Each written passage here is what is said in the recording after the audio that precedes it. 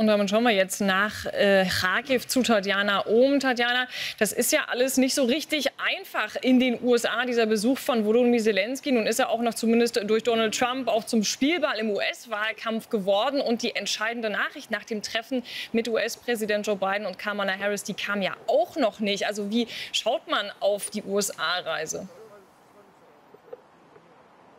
Na, ein bisschen ernüchtert, würde ich sagen. Also ich hatte hier in den vergangenen Tagen schon das Gefühl, dass es viele gibt, die tatsächlich die Hoffnung hatten, dass Zelensky nach dem Besuch am Weißen Haus ein Go bekommen würde. Möglicherweise ein Go mit Einschränkungen, dass einige Beschränkungen für den Gebrauch der Langstreckenwaffen in Richtung russisches Territorium vielleicht abgemildert werden. Dass man sich vielleicht einigen kann, sagen wir, auf bestimmte Ziele, die angegriffen werden dürfen innerhalb eines bestimmten Zeitraums, dass bestimmte Kilometerangaben vielleicht vorgegeben werden. Möglicherweise ist das auch passiert, aber es ist nicht publik geworden. Wir wissen es einfach schlichtweg nicht. Im Moment deutet aber eben tatsächlich vieles darauf hin, dass es diese Freigabe nicht gegeben hat. Und das ist natürlich für die Ukraine, die hier nach wie vor, und das muss man so klar sagen, einfach mal ums Überleben kämpft, schon ein Rückschlag. Ganz klar, kann man nicht anders formulieren. Wenn wir jetzt noch mal schauen, ein bisschen genauer auf Zelensky und Trump, da ist wirklich die große Frage, auch in was für einer Atmosphäre wird dieses Treffen hier heute stattfinden. Es gibt einen Artikel der Kollegen von The Time, die haben noch einmal zusammengetragen, was alles die Zelensky-Leute getan haben in den vergangenen Monaten,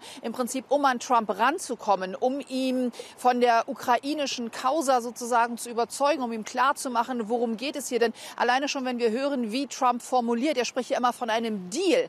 Er kommt aus der Geschäftswelt, er ist ein Mann der Wirtschaft. Aber das hier, natürlich hat hier Wirtschaft und Geld auch mit zu tun, aber das hier ist noch mal was anderes. Es ist ein Krieg, es ist für die Ukrainer nicht einfach irgendein Deal. Für das Land und die Menschen hier geht es ums Überleben. Und wenn Trump immer wieder sagt, ich kann das in 24 Stunden lösen, dann wird das hier so ein bisschen aufgefasst, wie der macht sich über uns lächerlich. Und er hat nicht im Ansatz verstanden, worum es hier geht. Auf der anderen Seite wieder, wir haben es ja gesehen, diese Veröffentlichung der Bitte um ein Treffen durch Zelensky, was Trump jetzt getan hat, dieses Schreiben zu veröffentlichen, da gibt es ja auch Stimmen, die sagen, das sei erniedrigend für Zelensky. Zelensky selber aber hat, wir haben es im Beitrag ja gehört, selber gesagt, ich tue alles dafür, damit mein Land in Frieden innerhalb der territorialen Grenzen, die zu unserem Land gehören, weiterleben kann.